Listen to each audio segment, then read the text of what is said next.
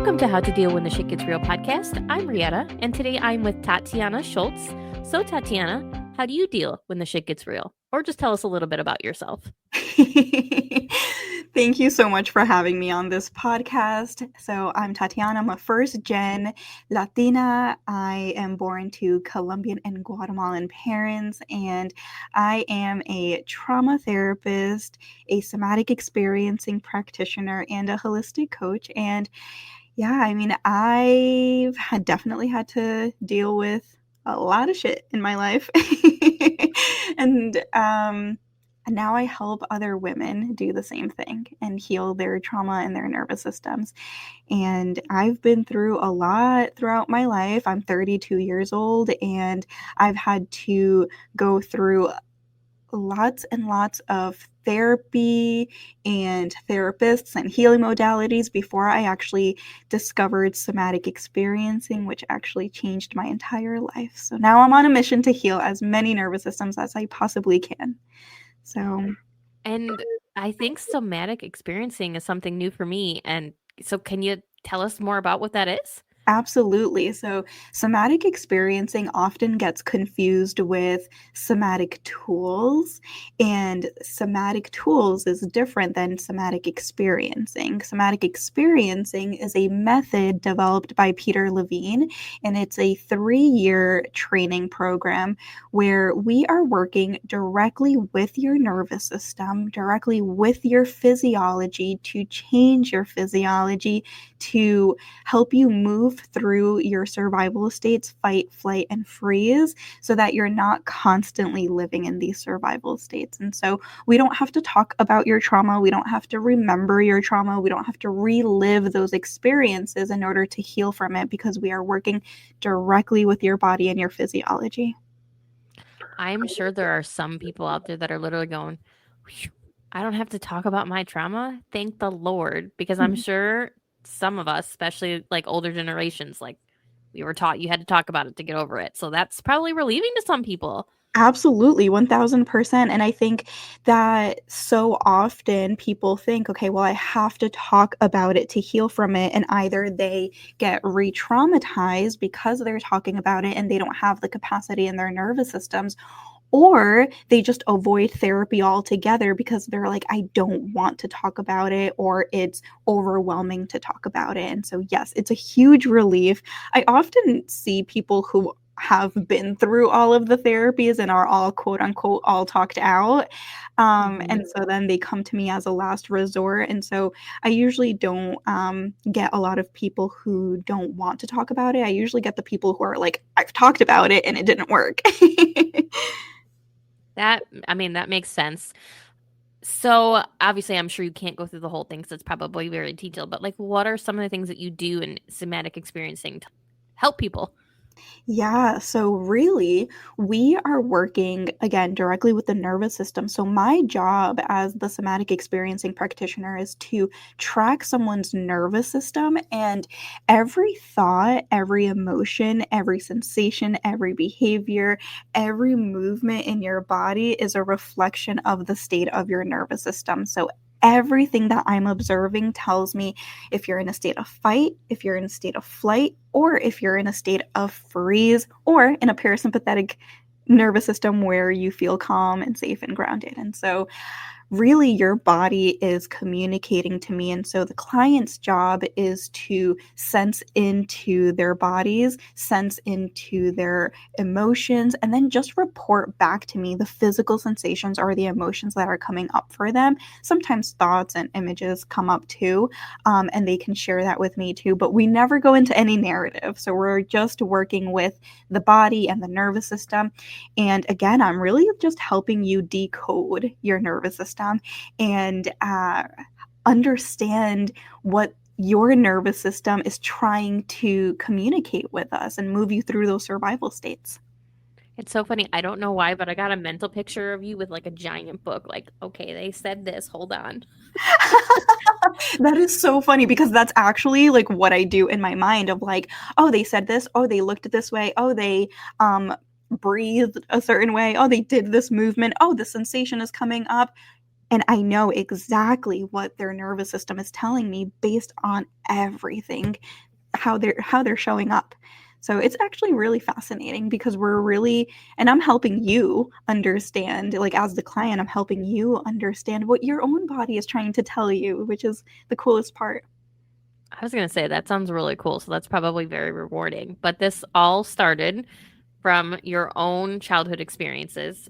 And if you're open to talk about it, since we just talked about not talking about it versus talking about it, but I would think you're here, so you want to talk about it. So take us a little bit through your childhood trauma and what kind of led you to being now this amazing therapist and practitioner. Yeah, so I have really lived in a state of survival mode for as long as I could remember. And I'm thinking back to, I guess my earliest memory would be around like age 5 or 6. And so and I'm sure I have like generational trauma too. So my little nervous system at that age was pretty dysregulated, and so I had a lot of chronic social anxiety. So I was that kid who, if you looked at me or even just said hi Tatiana, I would go into a panic. My Oh face would, no. yeah, my poor little nervous system, right? Like Poor think little about like Tatiana. for this 5 6 year old Tatiana, right? And I would become mute, so I couldn't even speak, I couldn't even respond back. And my parents just labeled me as shy, right? Like, oh, she's just shy, Mhm. she's just quiet.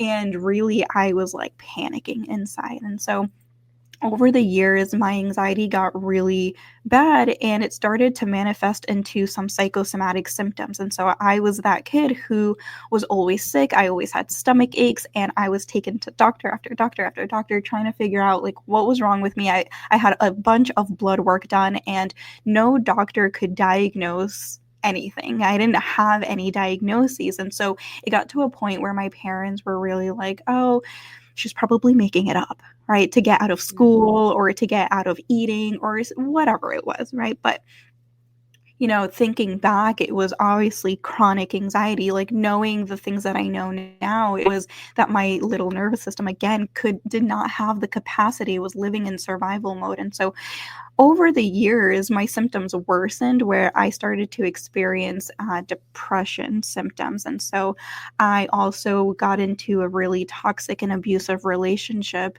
in my teenage years. And so I was in that relationship for about like 4.5 years. And so it was a really long time. And during that time, I was really depressed. I experienced a lot of anxiety, a lot of dissociation, a lot of low self esteem, and even to the point where I was experiencing suicidal ideation. So I wanted to take my own life. And there was just a lot going on for me. I didn't have the support that I needed.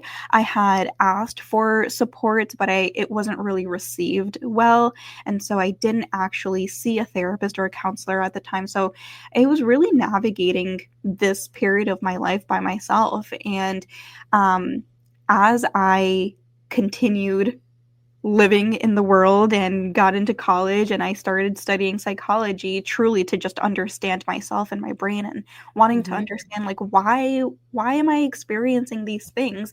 I was still living in this chronic state of survival, and so it it was a lot of dissociating in conversations, driving. There were so many times where I almost hit the car in front of me because I completely blacked out, and it's very different Oh than my zoning. goodness. Yeah, it's like different than zoning out because you don't really know how much time had gone by during that time that you dissociated.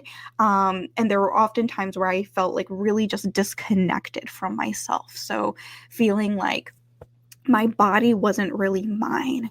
And so I I think I learned some coping skills. Humor was definitely one of my Yep. coping mechanisms. It was my default, but in using humor, I also learned how to mask. And so I wore these different masks all of the time. So I was like the entertainer, I was like the funny one, I was like the shy one. I was like, I had all of these different personalities, or I guess like I would say masks. I wouldn't use personalities. And that helped me survive, and they all served a purpose Mhm. while I was in college. I also just want to know, like, throughout, I had always struggled with school, even elementary school, middle school, high school, college. I really struggled significantly, and I failed psychology 3 times. And I like to share that because I am a therapist and I am a mental health professional. And I feel like so often when we fail at something, um, we feel like it's not for us. We feel like we can't continue. It's not the right path for us. But I was so determined to help other people never feel the way that I felt growing up that I was like, no, like, I don't care that keep failing. I'm going to make it happen. I'm going to keep going. But I ended up falling in love with just the world of psychology. I ended up double majoring in human development and family studies. I got into grad school. I knew at that point that I wanted to become a therapist. I studied mental health counseling in grad school, but in grad school, my anxiety was probably at its worst. Grad school and after grad school, when I got my first job as a therapist in community mental health, it was really um, almost the same as when I was 5 or 6 years old when I would become selectively mute.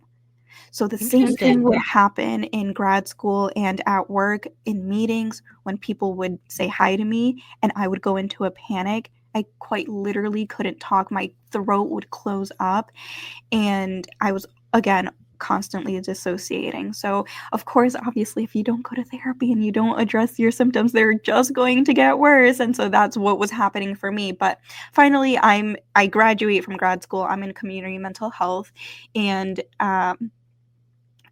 at this point, I was seeing many different therapists. I tried a whole bunch of different modalities like CBT, cognitive behavioral therapy, psychoanalysis, talk therapy, internal family systems, EMDR, right? Like the list can go on with the things that I had tried as a client. And, at that point, I just felt like, okay, well, now I just need to learn how to cope with this because this is just who I am. Like, it's not something that I can get rid of. It's not really something that I can heal from. I just need to learn how to cope. Um, and in community mental health, when I was working as a therapist there, I was in this constant state of sympathetic activation, fight or flight, right? So I needed a lot of stimulation to keep me going. I was go, go, go, hustle, hustle, hustle, always wanted to work with the highest risk clients. I was a people pleaser. I wanted to be like the best employee. I never wanted to slow down. And then 2020 came when we quite literally had no choice but to slow down. And I had no idea what to do with myself. I had no idea what to do with my body. I completely burnt out. I was shut down. I was so unfulfilled with my life. I was so unfulfilled with my job. I didn't know if I wanted to be a therapist anymore.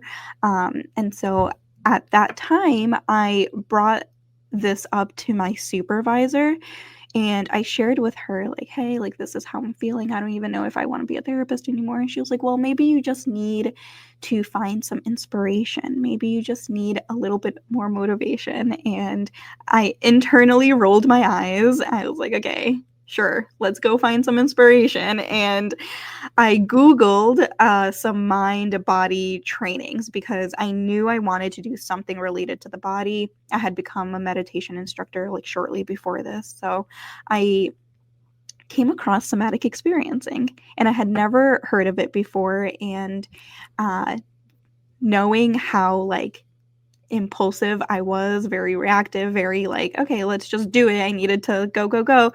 I didn't really do much research on somatic experiencing. I was like, oh, this sounds cool. And I just like signed up. It was a 3-year program. I had no idea it was a 3-year program. It's a 3-year program.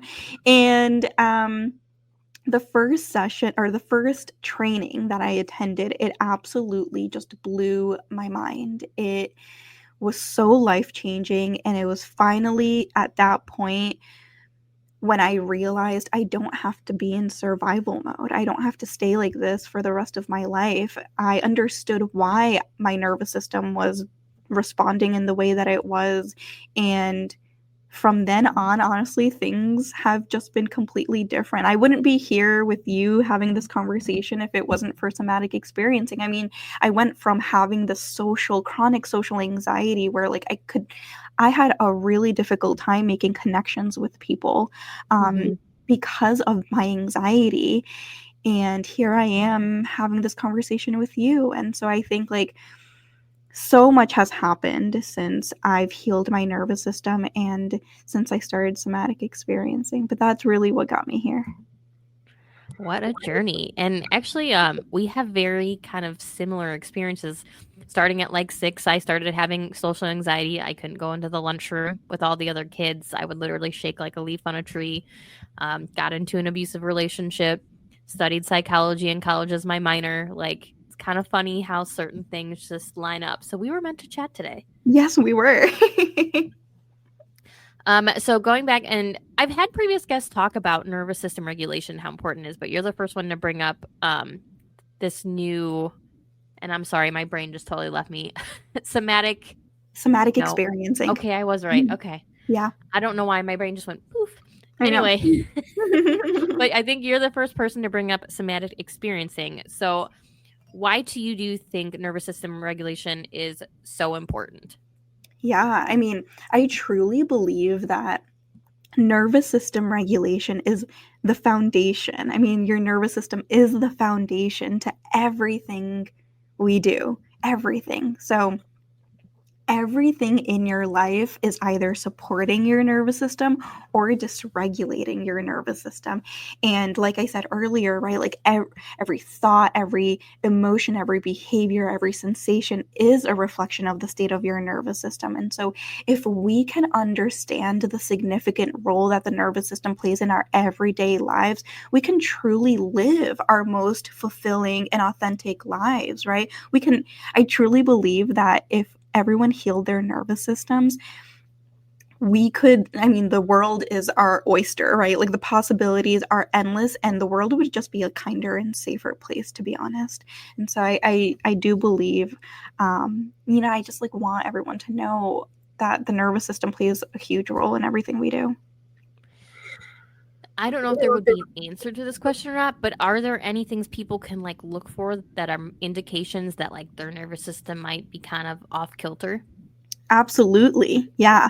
So let's talk about like the different survival states. Let's start with like fight. So if you're in a state of fight, well, okay. Actually, yeah, I have like so many ideas and thoughts in my brain. I'm like, this conversation could go in so many different directions. Okay, let's start with fight. So if you're in a state of fight, then you might feel defensive. You might experience stubbornness, resistance. Anybody listening experience road rage? That's the fight state, right? When we get defensive or we're reactive, that's the fight state, right? Muscle tension is also the fight state, right? Feeling like you want to throw something or kick something is also the fight state. Whether you do it or not is different, but the feeling in the body is the fight state, right? Angry thoughts, judgmental thoughts are all the fight state. When we think about the flight state, that's where anxiety lives. Racing thoughts over worrying, intrusive thoughts, uh, hypervigilance, fear, avoidance, racing heartbeat. That's all the flight state. Shakiness or feeling restless, inability to slow down. That's all the flight state, right? When we think about the freeze state, that's where depression lives. That's low self esteem. That's low self confidence. That's self doubt. That's feeling stuck.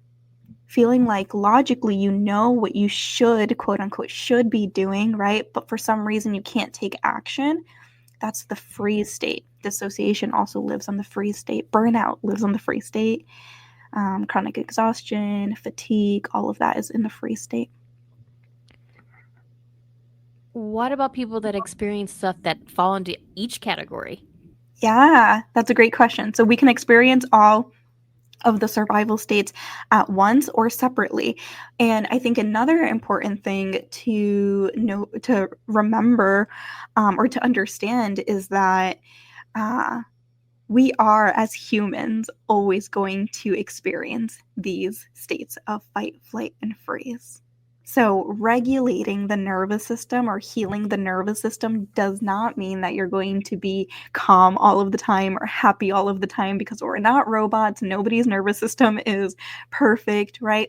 Regulating the nervous system just means that you can go into these states of survival, fight, or flight. And then instead of getting stuck there for hours or days or weeks or months or years, we go back into a parasympathetic state instead of getting stuck. So a regulated nervous system has some flexibility and flow. Love it. I mean, that was a great explanation. Are there any other like tools that you would recommend to people, whether it be like meditation or reading or anything like that? Yeah, so I wouldn't recommend meditation for anyone who tends to dissociate, just because it could dissociate them a little bit more, right? Like their nervous system could fall into that state of shutdown a little bit more, and we don't want to contribute to those survival states. So when I think about like somatic tools, I think about how can we create safety in the nervous system? How can we support the nervous system? And so thinking about what are the tools that are going to activate the parasympathetic nervous system. So my favorite tool that you can practice every single day is called the VU sound. And the VU sound stimulates the vagus nerve, which is the primary nerve of the parasympathetic nervous system. And so anytime we stimulate the vagus nerve, we're going to feel more calm, more safe, and connected. So the VU sound is really just a VU all the way until your breath is out. So I really just allow yourself to go as long as you possibly can until you can't breathe anymore. And then you just pause, notice the body, sense into your body.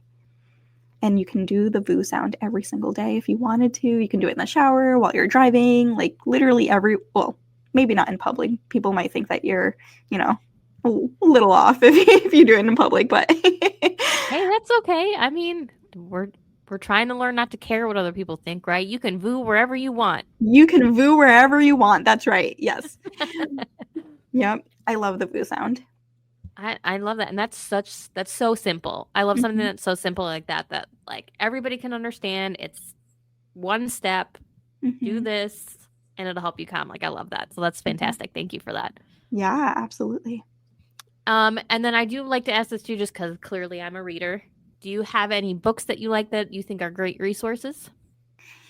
Yes. So if you want to learn more about somatic experiencing, I would recommend any book by Peter Levine, who is the founder of somatic experiencing. A really great book would be Waking the Tiger by Peter Levine. Another one is Healing Trauma by Peter Levine. And so those are two really great books. Waking the Tiger is more goes into more of like understanding like somatic experiencing, but healing trauma would be like a step by step of like how do we heal trauma. So that those would be really good. And healing trauma and healing the nervous system go hand in hand, by the way. So if you know a dysregulated nervous system is a traumatized nervous system. So I like to throw that out there just in case we have listeners who are like, I don't think I have trauma. If you have a dysregulated nervous system, you have a traumatized nervous system. So healing trauma is a good one. Perfect. I love that. So we got two fantastic books.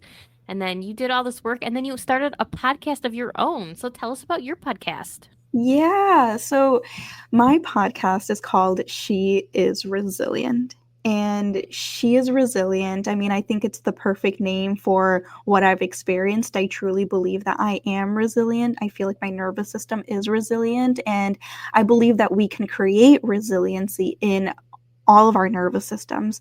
And the podcast is really all about trauma healing, somatic healing, holistic healing, and nervous system healing. And I have guests who come on the podcast and share their vulnerable stories, the things that they've overcome that made them the empowered women that they are today. And so I truly believe that everyone has the ability to build resiliency in their bodies, in their nervous systems, and that is what She is Resilient is all about. I love that because it's kind of similar to what we do or what I do here. So I Yeah. love that. I think that's fantastic. Um, I mean, everybody's gonna have to go listen. Yeah, yeah, go listen. Yeah, especially if you're interested in holistic health too. Like I truly believe that healing the nervous system needs to take like a holistic approach, like a whole body approach. And so we talk more about like gut health and mineral balancing and yeah, all of the things holistic healing on how everything connects to the nervous system. So it's a really great Sounds podcast. fascinating. Yeah, Yeah, I love that. So I'm definitely gonna have to go take a listen because yeah, you had me at like the different like salts and stuff and minerals that could balance you. That I find that intriguing. yeah. It's so fascinating. I'm gonna ask more questions about that because you have me intrigued. Yeah. So if you take like a mineral bath, is that something that could help like balance you? Oh my gosh, that's such an interesting question. So, mineral baths can support your body and your nervous system, but I think when we talk about like mineral balancing, I don't know if you've heard of like hair tissue mineral analysis. Have you heard of that before? No. So, Mm-mm. yeah, so it's a mineral lab test that determines like your whether your minerals are balanced or not, the toxins in your body, what nutrients you're missing, and it goes deeper than just getting like a normal traditional blood work Got test it. done. And so it is really cool. And I'm definitely not the expert on mineral lab testing, but I have a colleague who um, talks about, you know, her expertise in that area. But it is really fascinating, but everything is connected to the nervous system. And so like that's like the cool part of like there are so many things that we don't realize are dysregulating our nervous system, right? Going back to what I was saying earlier, everything in our lives are either supporting our nervous system or dysregulating our nervous system. And it goes like, you know, beyond trauma, like our home environment, our work environment, the relationships we're in, the food that we're eating, our daily habits, right? Like all the things. Oh, I'm over here just trying to make it simple. Like, can I just take a bath? And you're like, no, no, no. I know. It's complex but simple at the same time, right? Yeah, exactly. So clearly, since you're here with me and you have your own podcast, it seems that you do believe that talking about openly about mental health is important. So, of course, just clarifying that you do believe it is important. And how do you think we can continue to do better? Yeah, 1000%. I believe that talking about mental health is important, especially because you know, I know for me, I felt very lonely and isolated in my healing journey. And I know that so many people feel the same way. And I think the more that we talk about it, the more we can educate and inspire other people and help other people not feel alone. And I think that is one of the ways that we can do better, right? Like, I truly believe that the more we spread awareness on mental health, on nervous system health, the more we can help support other people, the more other people start to. I almost like to think about it as like a domino effect, right? Hmm. When we heal our nervous systems, another person, we help other people heal their nervous systems, right? And so on and so forth, right? It's like kind of like a smile. When you smile at someone, it makes their day, and then they smile at somebody else, right? And so on and so forth. It's kind of interesting, too, that we are talking about this. And I just saw a video today, I think it was on TikTok, of a gentleman, and I wish I could say I remember who, but I unfortunately don't remember who was talking about it, saying that we inherit our nervous system from our mother. And I was like, well, holy crap, no wonder we're all set up for failure. No offense, mom, we Exactly. love you. But that's exactly right, right? Because we, even if we had the perfect childhood, I'm sure there's still some generational stuff there, generational trauma, generational wounds, right? And that all plays a role. And so, yeah, when we heal our nervous system, we get to break generational cycles. We get to change our epigenetics. We change our physiology. And that, as women, we get to heal our future children if you decide to have children one day. Yeah, I mean that goes into quantum entanglement too, but we won't go down the quantum realm because that gets it's 7 o'clock on a Tuesday. We're not going to dive there. Yeah. So, what advice do you have for anybody that maybe is currently trying to heal, maybe is feeling lost, or just anybody in general that you think is important? Yeah. I would say if you're feeling overwhelmed or if you're at the beginning stages of your healing journey, go back to the basics, right? What are the basics? Meeting our basic physiological needs, food and sleep, right? So if we can just focus on nourishing our bodies through nutrients, whole foods, right? Like getting our fruits and our veggies in, protein, and keeping it simple, right? That's going to do wonders for your mental health. And if we prioritize sleep, that's going to do wonders for our mental health. So if you're feeling overwhelmed, go back to the basics. Sleep seems to be the theme of 2025, which I'm cool with because I believe who I interviewed, he was the last week that the week before that was his final thing too. He's like a good sleep. So Yeah, I know. everybody get more sleep in Yeah, 2025. 1000%. And women need more sleep than men, by the way. Do you have the like reasons why on that? Do you know why? I don't have the reasons why. No, I'm not the expert on sleep. Do you? No, I was just hoping. I was hoping you knew because you intrigued me because I actually did not know that. Yeah, I mean, I think part of it is like our cycles. I think our That cycles makes have, sense. or like our hormones have something to do with it, but I don't have the research on or the information on that. But I did learn that women have need to have more sleep than men. I think women use their brains more. I don't know if that's accurate. Hey, I'm good with that. Let's go with that.